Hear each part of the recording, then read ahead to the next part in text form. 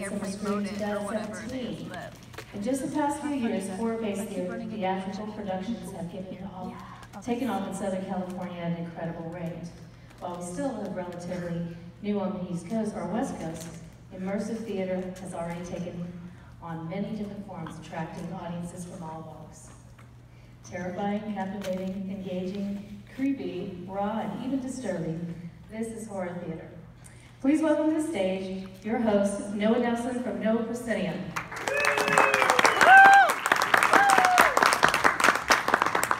Hi, everybody. There's more than 10 of you. I'm already shocked and impressed. We've got 3 of our 4 guests. You'll figure that out in a second. I am Noah Nelson of Proscenium. Let's get that next slide.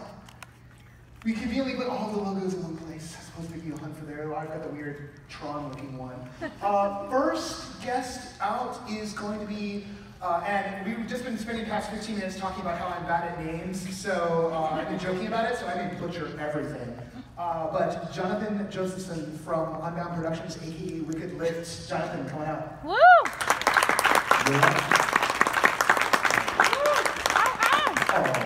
So joining us is Anna Mavromati of Shine On Collective.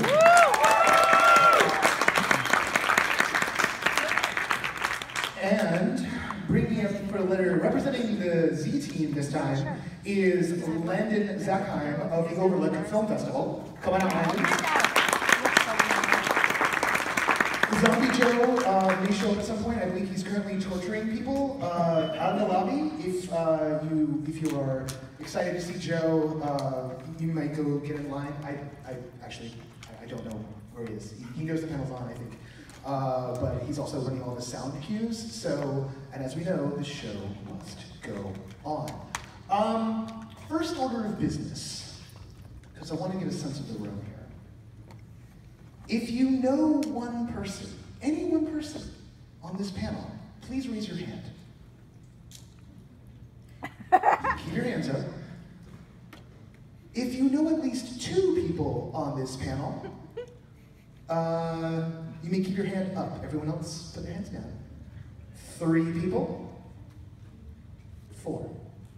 Okay, good. I was kind of terrified and thinking that everyone would be up for 4 and then we'd just be like, all right, it's cocktail hour. It is the last panel of the day. And I'm probably going to pace a little bit because that's who I am. This is good. We'll do another quick poll. How many people here have been to an immersive theater show of any kind or otherwise? Good chunk of you. Okay, so if you're coming for a discussion about what immersive theater is, you're not going to get that. Like, I hate that discussion. That's my least favorite discussion possible. We can do that afterwards.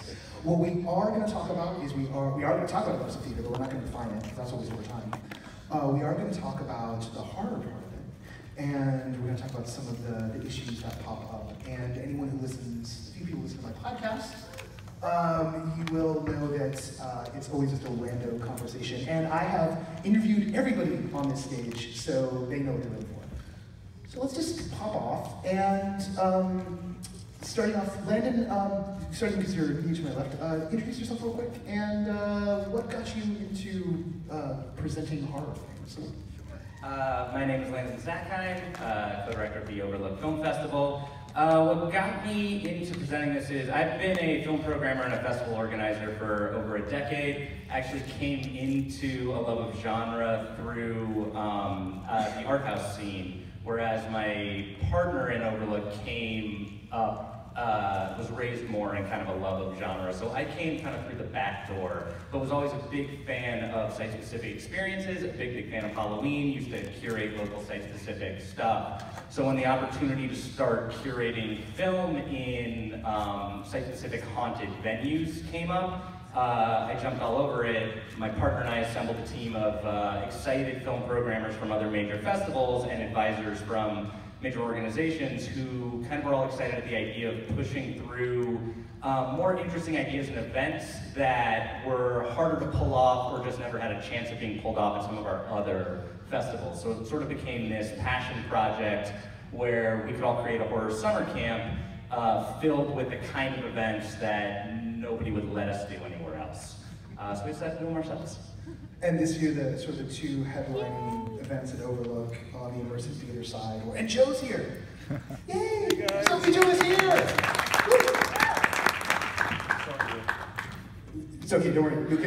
You'll get to play along. We've just started. The two big headlining events were... So yeah, on the immersive side of things, because we do a number of live events, music, showcases, pop-ups. The immersive side had Annie Lesser doing an adaptation of Apartment 8 from our ABC project called The Chalet, a weekend-long interactive game where you could be solving puzzles in between screenings and such, and kind of dive in at different tiers. And also Blackout. We had a live show of Blackout combined. How many people here know what Blackout is? Asian? Yeah, you do. Yeah. Anna, tell us about Shine On. Sure, so Shine On Collective is an immersive theater company, and we like to create a lot of really surreal, dreamy kinds of shows. This year actually is about dreams, so it's extra surreal and dreamy. I got into this because I'm a big horror fan and I liked haunts, actually. I got into this first through haunts and haunted houses, and that was kind of my gateway drug into immersive theater.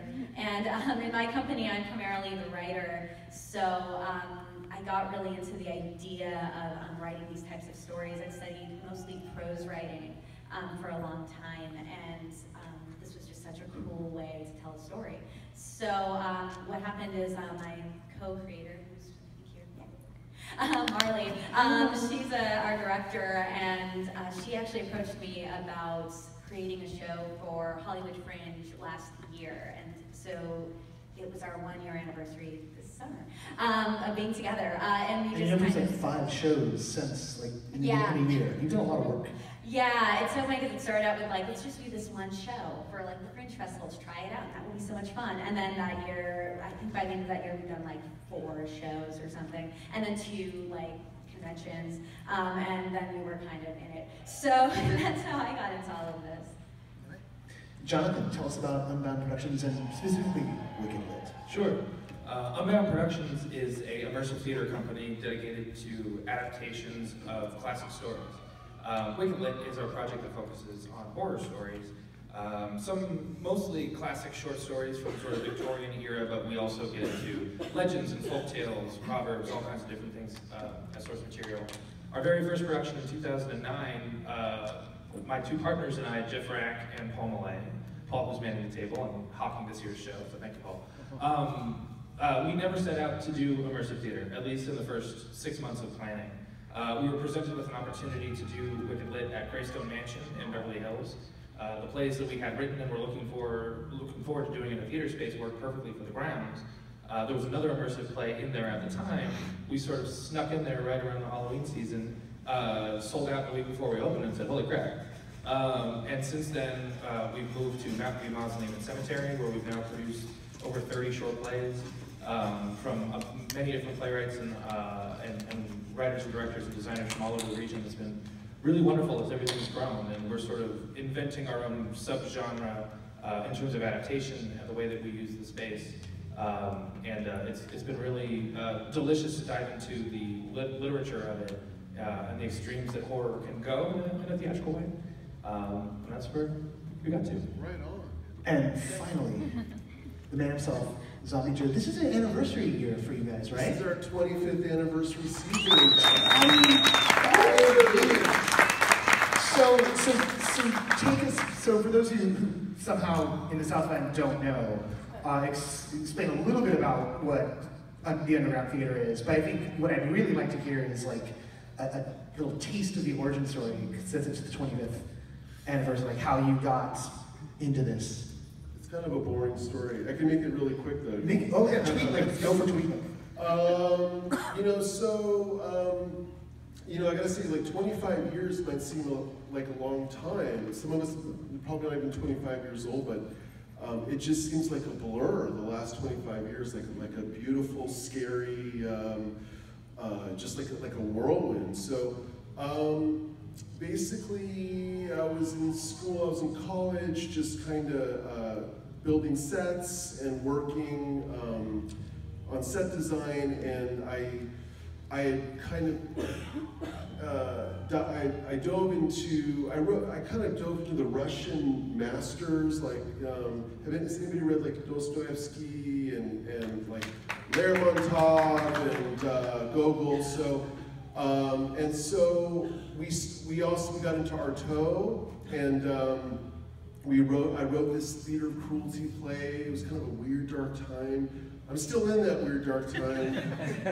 But anyway, so basically I presented this play that I wrote with lizard men and like little girls. It was a totally like about an artist's last days. I wrote this play, and I wanted to do it at UC Irvine, and they're like, fuck you, this is like kind of crazy, we don't like you anyway. So I quit school. I like sold everything I had and leased a space in Northridge, and that was the beginning of just kind of, by the way, I don't recommend anybody do that. You know, it's kind of stay in school.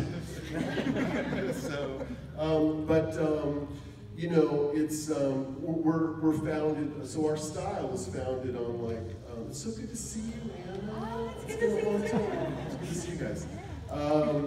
You know, our theater is like based on Artaud and like Brecht, like Caucasian Chalk Circle, and we're all, you know, we're all Meisner and Stanislavski actors, and we're very much a theater company that about 10 years ago, maybe 10, 12 years ago, we kind of made the crossover into horror and the haunt, and we'd always kind of been there anyway. So, but the truth is, your community has really allowed our small theater to really kind of take off in directions, and whereas the theater community itself is you know, to get support in theater, in small theater, it can be really challenging. But the crossover into what you're doing here and what we're doing is really allowed us to stay alive. Well, let's. The plan is to kind of dive into what makes horror theater different from other forms of horror, and let's also talk about how it's different from other parts of theater. So maybe Anna, come put your fan brain on for a second, and what would you say the spark is? I think for immersive experiences in particular, too, doing horror theater is really interesting because when people read like literature that's horror or see a film that's horror, I feel like there's a different mindset that you're already in. You know, going into it, there's anticipation. You expect to be made uncomfortable more than, I mean, other genres do that too, but horror is made for that. You know, it's made to induce anxiety and make people uncomfortable and trigger these feelings that most of the time you feel maybe the need to control or suppress or don't like to feel. So I think that making that experience immersive is really interesting and a really interesting next level for a lot of people. The nervousness, you know, people feel like the discomfort before you even start the experience. I feel like that's all so much part of it. And the kind of crossing of some boundaries. I know we'll talk a lot about safety later on, so I don't want to jump on there, but even the crossing of boundaries, you know, normal boundaries, which all immersive theater really does, I think that's super amplified in horror too, in an interesting way. It's a transgressive genre from the word jump, and then making it live is something. Jonathan, you guys play a lot with the American canon, like the British canon, and then also you've done African folklore adaptations. So, sort of, what's your approach on bringing the horror? Well, going back to the original question, and then I'll circle back. One thing that we just find wonderful as looking at source material, and specifically in horror, is that, you know, lights rise on a scene and there's a table, there's a little girl sitting at the table, and there's a hammer on that table, and her dad walks in. If it's not horror, there's very little likelihood that that little girl is going to pick up that hammer and hit her dad with it. With horror, you have no idea. And that could be the beginning of a play, and very specific circumstances that take you down a dramatic path. It can be the threat that exists the whole time that raises stakes and asks tougher questions And so that's what we look for when we're looking for source material, but also what is the story being told, and how do the extremes, whether it's violence or darkness or obsession or jealousy or any of these things that sort of drive people to the edges of their humanity and sometimes beyond.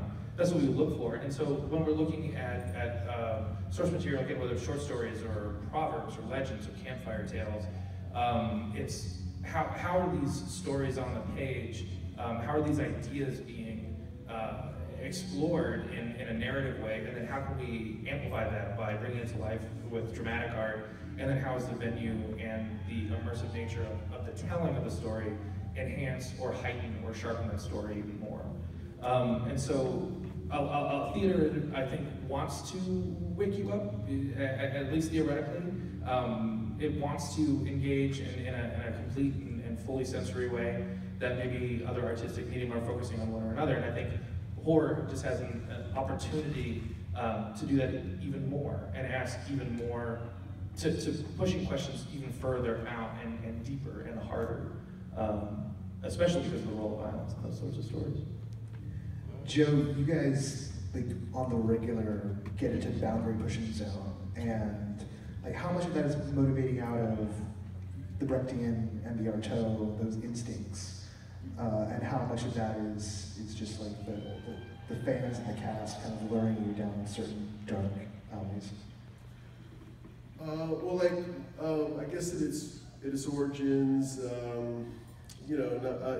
Artaud for us, like theater in its double, really allowed us to, cross boundaries and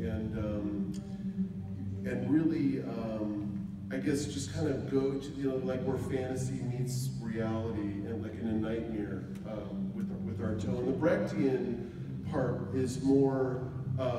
So like our style of performance is very presentational, straight up performing, standing and delivering kind of performing. So when you cross the two, like the immersion of Artaud with like Brechtian, almost very stoic and cold, that's kind of where we kind of, add a little West Coast dash, a little George Lucas, who's like been a big influence in Chekhov, and that's kind of where we kind of found the horror. But like as far as like where the origins of the horror, kind of where they come in, like just as a person, or even like as an artist, like I live in terror. Like I'm immersed in terror all the time, and putting it on stage or like, as an entertainer, like creating it as entertainment, and like I felt like the Shine On too is like a really good example of the, when you're on the streets of Hollywood and you're subject to the real terror of the streets. And Marley's like, is she here?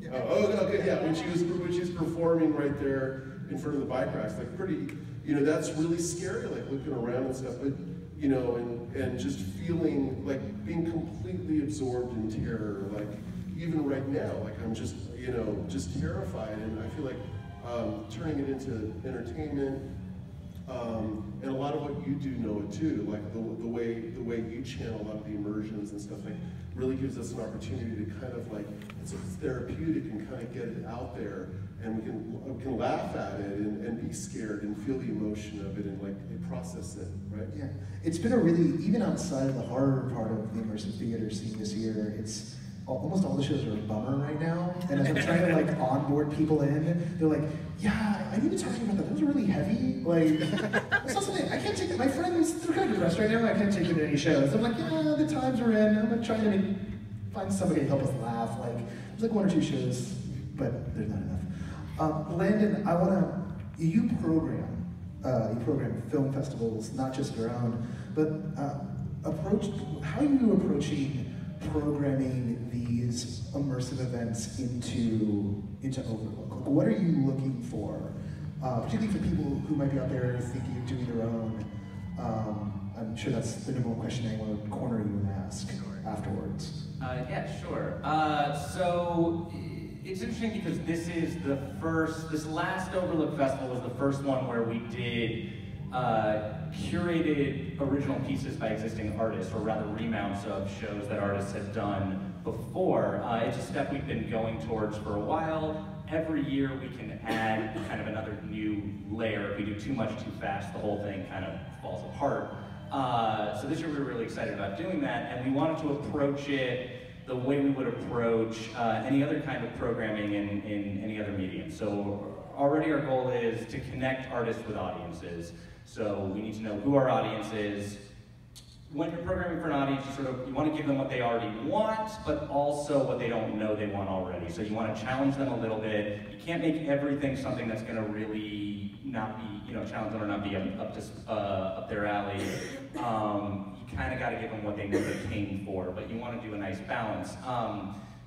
So we're looking for diversity of storytelling, diversity of storytellers. For this particular case, it's also something that can be portable and easily mounted in our existing space. We have a really unique location with a lot of really wonderful aspects to it, but a lot of logistical issues that need to be overcome as well. So we need a show that can actually physically be mounted in the space, and also one that we know will be exciting for the initiated, like the folks who know what immersive is, know what these experiential aspects are, want to come live in a horror movie and be scared, but also for those who just kind of want to dip their toe in the water, or a little bit too scared to maybe try it out and know that they can do these other experiences if they want to. It's also like a mix of scope, so we know that there are great one-on-one experiences, we know that there are larger group experiences, so we want to show a little bit of everything. It also has to be something that we think, that really moved us when one of us saw it. We don't take submissions. This was similar to film for the first few years of the festival. We didn't take submissions until we had reached the point where we felt like we had the bandwidth to do it. Eventually we'd like to get to the point where we can take submissions, but for now it's entirely curated. So in terms of kind of getting our attention, the easiest way to do it would be let us know about shows. Because we're gonna have to send somebody or go or learn kind of what you're about. We'll have to make the decision on, if it's something that can make sense in the space, because we have a lot of other things we want to do too beyond immersive. So our spaces are only earmarked for certain things. I've had a few people I know recently told me they reached out either via social media or want us to program in a certain way. We can't. That's not the way that we're gonna be able to kind of look at work. We just sort of need to know, we scout shows, and we sort of need to know what you're doing and see it. The other way in the future, this is more long-term, is come to the festival, see what we're doing, and then kind of see if there's something that can actually make logistical sense. We're still gonna need to see a version of it, but as some of our artists who have showcased with us can attest, there's a lot happening. It's like one big theme park, and we need to curate it in a way that's not going to detract from your experience or the audience's. So it's really a balancing act. All right, we've kind of hit a lot of the major hits. I want to crack into the original plan. Actually, I was going to have Landon take this first, but Anna, get ready. I'm going to throw this to you for the kickoff. You know what's coming. So, unlike traditional proscenium theater, or unlike a film, immersive stuff in general involves contact to a greater or lesser extent. There's a wing that is sort of our next door neighbor, which is the extreme haunts, which involves a lot of contact. Blackout, as we all know, like there's simulated things in there, like simulated waterboarding and stuff of that nature. Safety, when tackling doing something that in real life which gets you arrested and put away for a long time, deservedly, but in a theatrical setting, it's the stagecraft. So I want to talk about the approach to making things that seem unsafe be safe, and some about the consent of the audience, because in order for people to do this safely, they need to have consented through. So, Anna, you guys play a little bit with this. Devoted had touches of it, but not that far down the rabbit hole. And Zombie, you have shows come through you that you don't necessarily produce, but I'm very curious about what you ask of the people who present that type of material at your space. But Anna, we'll start with you and jump around, and this will be, after that, this could be a scrum, so don't feel that we have to do the, I'm never one of those people who likes the, like, and then so-and-so talks, and then so-and-so talks, so we're just in it now.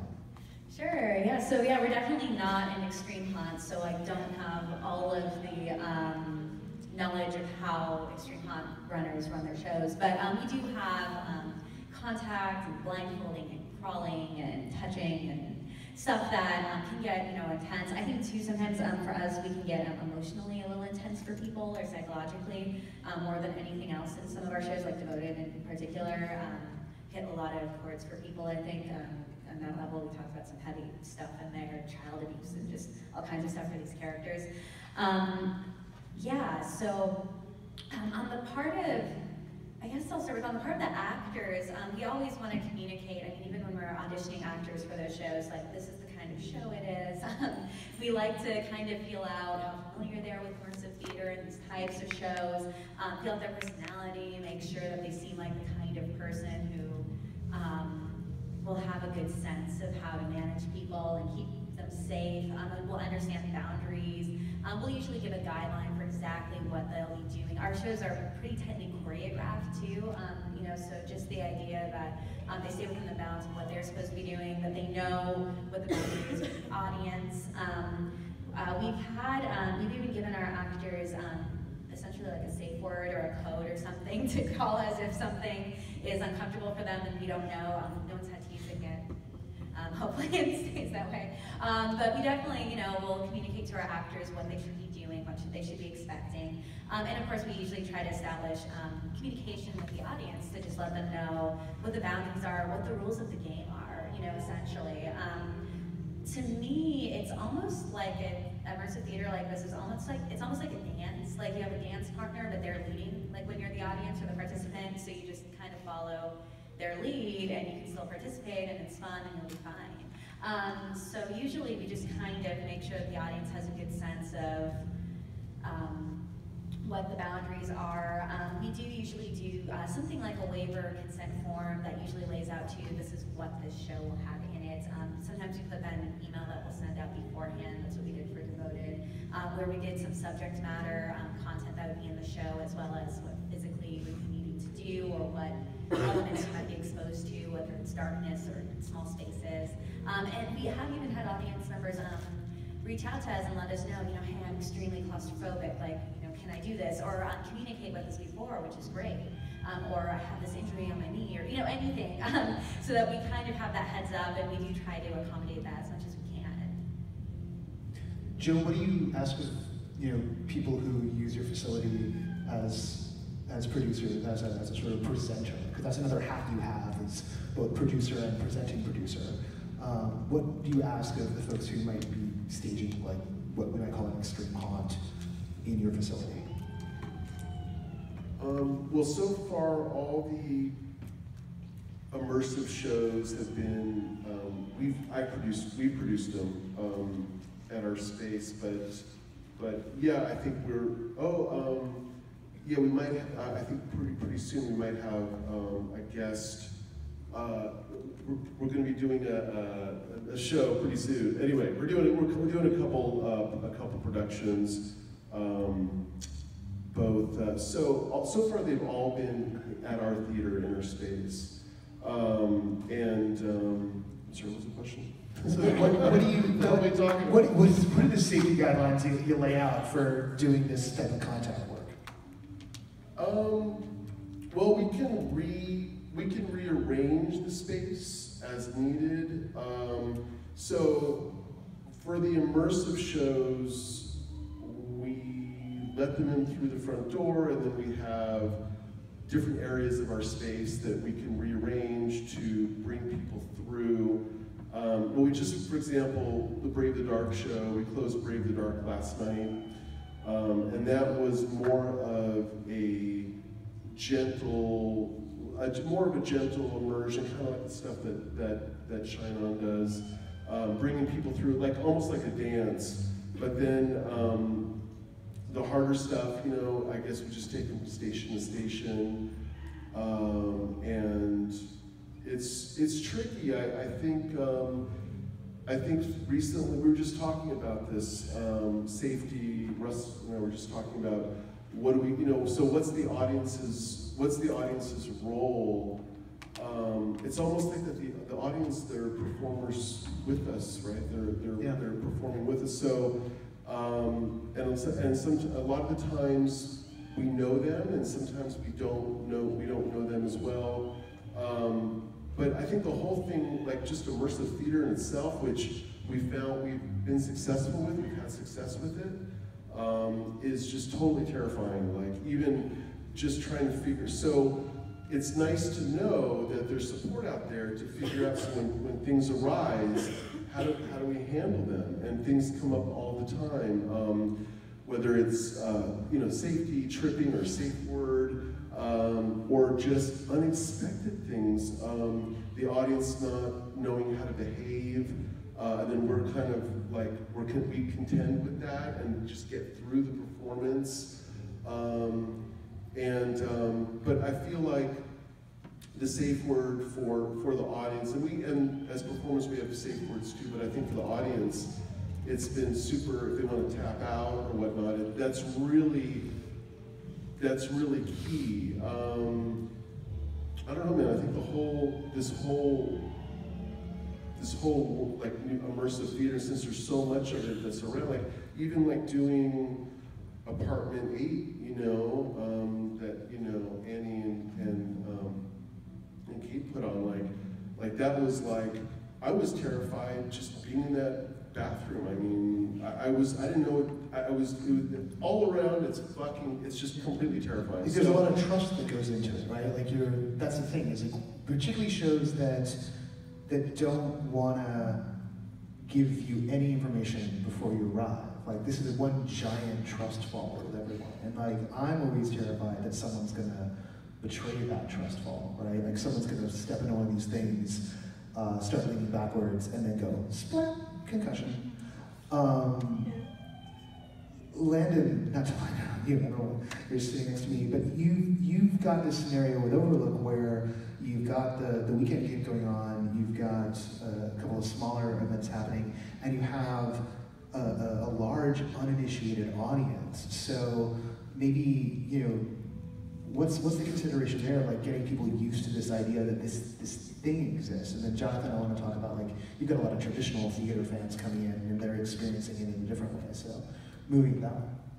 Yeah, we have, unlike, a lot of your guys' shows or some of the other shows that we're big fans of, our audience isn't going to them, the shows are coming to the audience. The whole space, so it becomes a more complicated scenario. Also, that whole audience is, yes, there is a nice chunk of that audience that really wants to do all of the immersive things or do the extreme aspects of the festival. There's a whole other group that has no idea what this stuff is at all. I mean, many people want to be the star of their own horror movie. Many people, but just because you like slasher films doesn't mean you want to know what it feels like to be stabbed. And that is, I think, a perfectly reasonable way to feel. And also our festival, ultimately, we have, and we'll be developing a family program. There are a lot of different types of people. So what we do is we work extremely hard to, the same way you would with any other aspect of the film festival, do our best to onboard and explain what type or what level of experience things are to folks who are attempting to try it out. For the immersive stuff this year, for example, you could not buy a ticket to it. You had to be a high-level badge member, which already meant you were more likely to be excited or know what the aspect was, because that's what you were spending the money on. In addition to that, a lot of the smaller shows had sign-ups. They came with orientations. We tried the best in our program notes, had our info booths to explain. That said, a lot of our artists also like to preserve a sense of mystery, and we want to respect our artists, but it's all, again, it's balance. It's always balance, and so we want to do the best to let our audience know what they're going into, making sure they're comfortable with what they signed up for, but also preserve whatever mysteries are meant to be part of that experience, which can be a very tricky thing. with something like the extreme haunt, like with Blackout, which we mentioned we put in, a lot of times that had to do with sort of a way you could exit before you even started, and a waiting list with a cutoff that could then be kind of moved on, and a very extensive waiver that was given to you in advance with an extra warning on top of that to make sure you looked at it and saw, and like that wasn't meant to scare people so much as to make sure the people who were supposed to be there that would enjoy that type of experience would actually be there.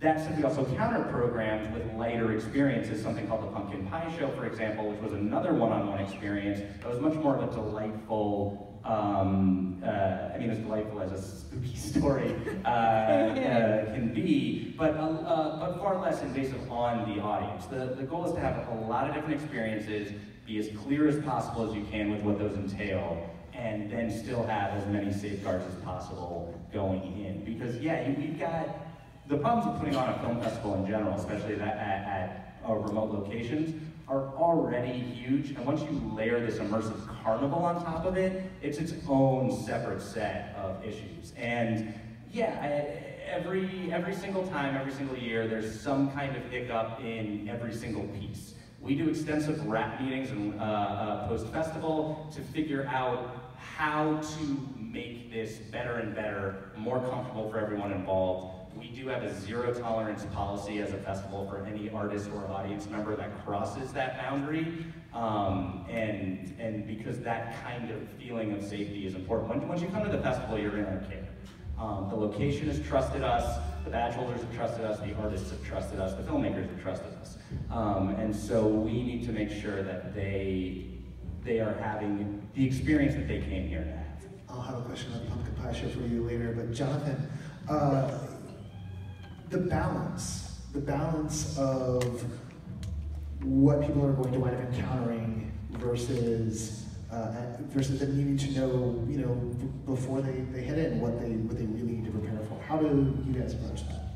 Well, we intentionally explain very little about how the show works in terms of when you arrive and when you get information and where you're going to go and how you follow story guides and you're going to get a color.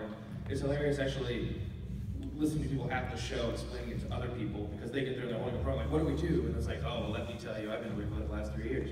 Because we want you to hear that, do it, follow the instructions, and then like forget about it. It's as if no one would explain if you went to a traditional theater, like you sit in a chair and you open your eyes and you watch. We want it to be that simple. What we do try and do is convey the stories, the content, especially in terms of trigger warnings and things that could stop people from having a good experience, because that's useless for everyone. If someone's just unhappy, if they're thrilled, or if they're engaged, or if they're taken to a place that they didn't think they wanted to go to, but wow, are they happy they got there? Wonderful. But if they're just unhappy, I mean, that's the DMV. We don't want to do that. So exactly. So we lay the groundwork, and if there's like things that we don't want to reveal, we'll say contact us for more information. But we don't go into like there will be a story guide, because it would then we're just gonna get more questions anyway. But it is, and we also try and convey the tone of what we do, and that it's dark, it's creepy, it's classic horror. We try and use the terms that say it's not Scary Farm, it's not Blackout, but it's also not seeing The Exorcist at Geffen Playhouse. It's another kind of thing, and we work hard on that, everything from down to fonts, down to imagery, the play descriptions themselves. And we try and convey this has the semblance of a traditional theater event. This has a semblance of a immersive horror haunt, and it's really somewhere on that continuum. And even every part of the show could be on a different part of the continuum, but Wicked Lit overall lives in a certain place that the right audience will want to experience. Yeah, that's the thing that like can be hardest in my role as like a journalist. Is like trying to play matchmaker while doing this stuff for people, particularly when the show is operating in a black box. And you know, in traditional theater, if you're going to go to see Hamlet, you know what you're going to get. You're getting Hamlet, and it's always a risk when you're going to see a piece of new work. It's kind of interesting. Joe, you've got a few recurring shows happen. Like if someone comes to Urban Death, you know, they'll start to know what it is, and it kind of starts a reputation there. But I wonder if everyone can put their sort of fan hats on at the second. I mean, how much is the mystery part of it, particularly for the hardware stuff? Like, how much is that absolutely essential to what makes this special? That's for anybody. Well, I can answer that in terms of one part of our show. Wicked Lit has 3 plays and then a frame. And the frame is pre-show entertainment, performances during the intervals, and it's sort of the closest thing to interactive that we do. And we always say the least about that. Mostly, a lot of times we don't know what it is, but a lot of times, but the more artistic version of that, which is also true, is that it's the first thing you experience when you arrive. And that, so that the first thing that you get is a surprise, are these quirky characters that have their own life and their own story and their own world that they are bringing you into as part of Wicked Lit, is definitely part of it. And watching people just like, if they've never been before and they're like, I can't believe I'm in a real cemetery, to people who have gone to previous years and said, wow, they're doing it differently this time. I entered from a different way, and they're taking a different approach. And that's part of it. Then it sort of settles into what's been exactly the same with every Wicked Lit we've ever done, which is a curtain speech that says this is how it's going to go. It might have different tone and different time period and things like that, but that initial impression of what is going on, but it's also safe, it's well lit, I think is really part of it, and it just gets everybody jazzed. It's its own kind of pre-show experience. Then with each of the individual plays, you're ready for whatever happens. You're ready to follow people. You're ready to do things that we've asked you to do in the past. You're ready to have a new experience, and I think that's been a lot of fun, and that's been very intentional. Yeah. Well, Anna, go over. Yeah, the mystery of especially horror, immersive theater, but all of it, it's such a big part of it here in LA. You know, we're like crazy. We're like, go to this dark alley. Someone will meet you there. They will tell you where to go next. You know, it's like crazy. Like, you know, when you tell people who aren't into this about like what you did or where you're going, they're like, are you going to die? Like, you know, that's not what I'm saying. On your show, after I was devoted, like the first time through the short one, I was like, you know, if someone wanted to kill one of us, all they had to do was say, meet us in this Vaughn's parking lot. Someone will come for you. Right. Yeah, so like you were saying before, trust is such a huge part of it. And yeah, to some extent, it is a tricky thing to figure out how to balance the mystery and the allure of that with some sense of you're going to be okay. You know, and communicating that is an interesting juggling act. For that show, where we had a show last year where we had people meet in Vaughn's parking lot and get blindfolded and put in a car where we drove them to our location. And we did send an email out beforehand letting them know that they would be getting in a car and it was all okay and it was part of the show because we didn't think that maybe if we did have someone with, you know, common sense or safety, stranger danger senses, they might say, wait a minute. So it was kind of a thing where we tried to try to balance the surprise or the mystery of it with some sense of just letting people know this is part of it, this is safe. You know, you bought your ticket through like Eventbrite, so you can turn this down, everything's going to be okay at the same time. But it is definitely, I feel like it's a little bit of a balancing act to have that mystery, but also have that sense of security. Because when we do these things, we're doing it because it's a show and we're going to survive and come out the other end of it and be able to tell people about it and have that experience. So yeah, I think it's definitely a really unique thing to immersive theater, especially horror theater, because we want it to be scary. Did anyone get involved? Did anyone get into the wrong car? Ever? Did anyone not get into the car? Did anyone get into the wrong car? Oh, no, we did not have anyone get into the wrong car, I'm proud to say. Yeah, yeah. There was a security guard in that parking lot too, and I think he thought we were like feeding the homeless or something. We didn't completely understand what we were doing. Wait, so we all look homeless? I don't know. I don't think anyone looked homeless, but I guess he said something to our actors like, I'm so glad that you guys are taking care of people or something along the way. So, I mean, the one good thing is we knew that there was security there and he had eyes on like people and kind of knew us and was cool with what we were doing. He didn't really know what we were doing, but he was cool with what we were doing. So, Did he see you blindfold the people? Yeah, but everyone was really peaceful about it. We weren't like forcing people into cars, so I guess he assumed everything was okay. It was this nice, slightly odd-looking couple who approached you and knew you by name. You walked in They the were car. well dressed, they were very Or write a letter polite. to Vaughn's corporate. Just Security. Ask more questions, security guard. They have good answers. I know, it worked out for us, because he sort of got to know us and was fine with this. I think at some point towards the end, someone was like, this is a performance, or one of our actors said something to him, and he was like, oh, okay, but like... There's like a whole other line on this about like doing this stuff in public. We got 13 minutes left. I dread the Quement, as it's known, but if anyone's got any according to Hoyle, questions, I think we might have one or two. Yes, down here. Okay. How do you make things audience-proof when you're doing set design? If you know people are going to try and rifle through the drawers and be immersed in... Did everyone hear that? Okay, so the question is, how do you make things audience-proof on set design if they have the ability to rifle through things? Or if they're in, you know, I don't know, a mausoleum?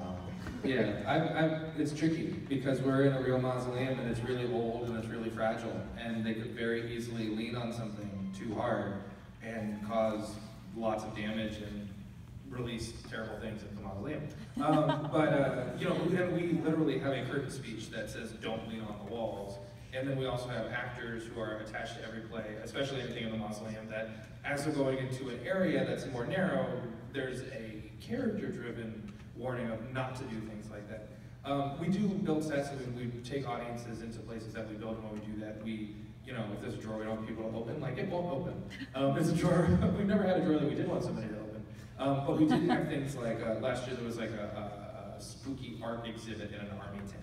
And it was definitely interactive, and you could pick stuff up and move stuff around. And people found ways to get into things we didn't want them to, but we try and, what we actually did with that is we let some of our actors just go at it and say, like, pretend we're crazy audience members and you didn't want to read the signs, like, try and open this door.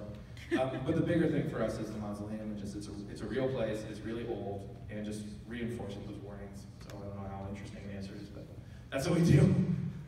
And anything you guys encountered? I mean, you guys were doing one of the shows at Marley's apartment. Yes, we did. Yeah, we did one of the shows at Marley's apartment, or one of our, actually last Halloween show.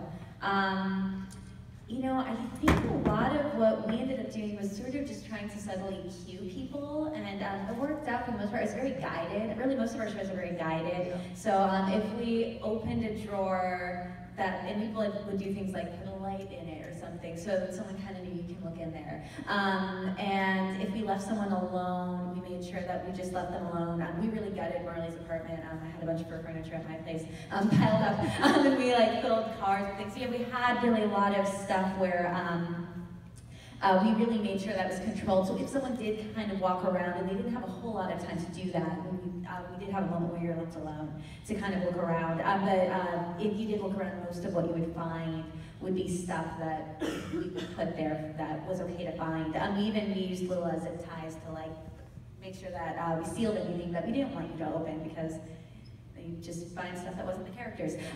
So yeah, we did try to control that as much as possible. I think too, when there's an actor in the scene with you, we really train our actors on how to control the room. We even, at our rehearsals, we'll even try to sometimes play with the actors and be like the bad audience, just to, or try to be what we can predict, you know, an audience member who's acting up or talking over them or trying to go someplace else. You know, how do you manage that? So we try to troubleshoot as much as we can.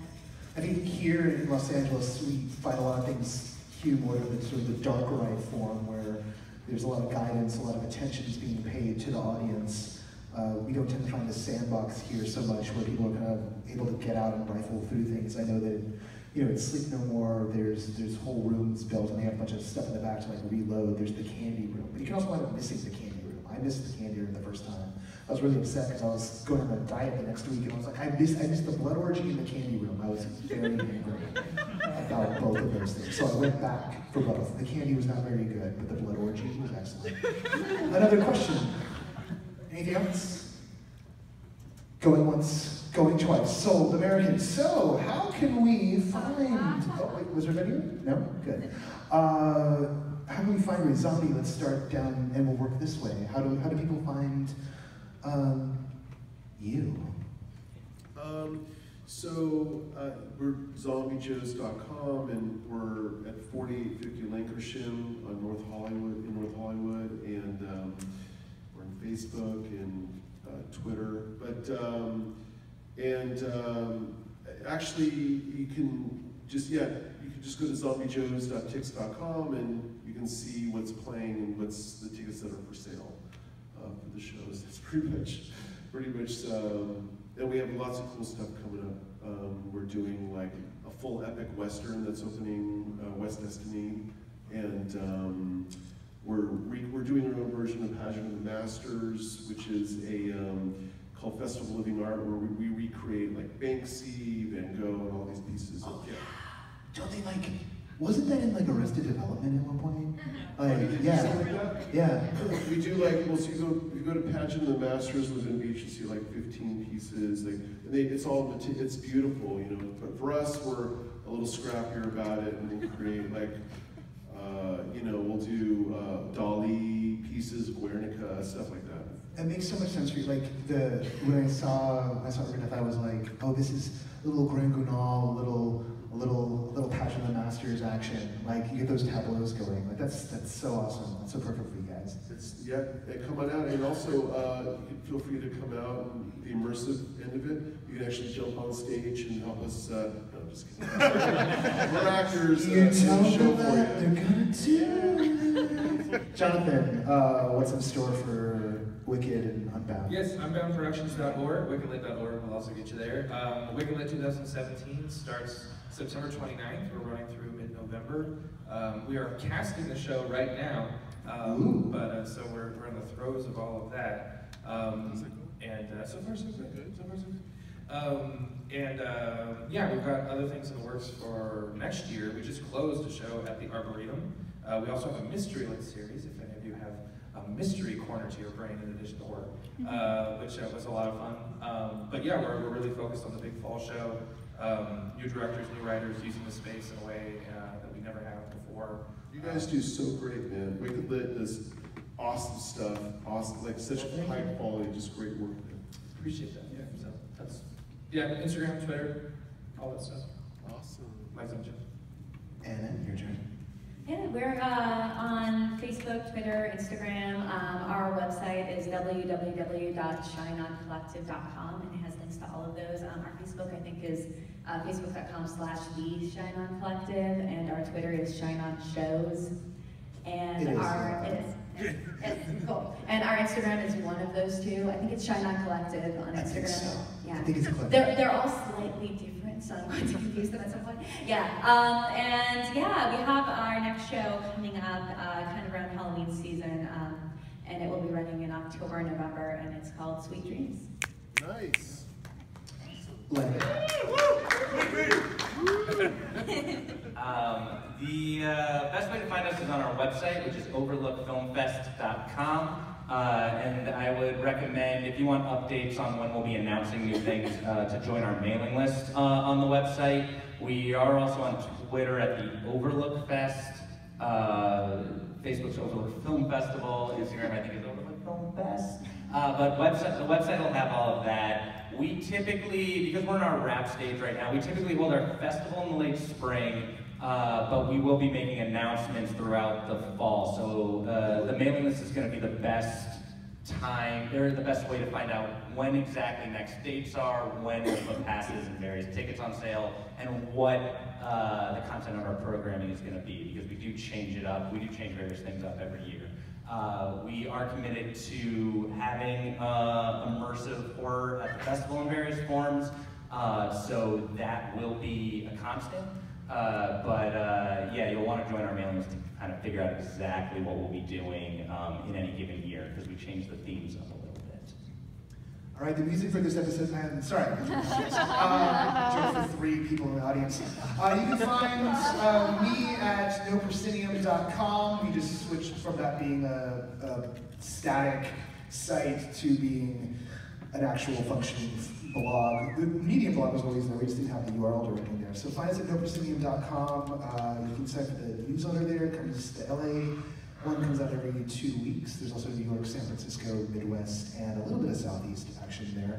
And then if a constant rolling conversation about this stuff is what you live for, if you go to everythingimmersive.com, you will currently be redirected to a Facebook group called Everything Immersive.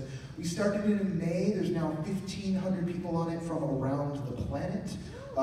It's the watering hole, so it's the most efficient thing I've found so far to get the word out there about the great, big, wide, open space that is immersive, both horror and not horror. And with that, I'll see you guys next time.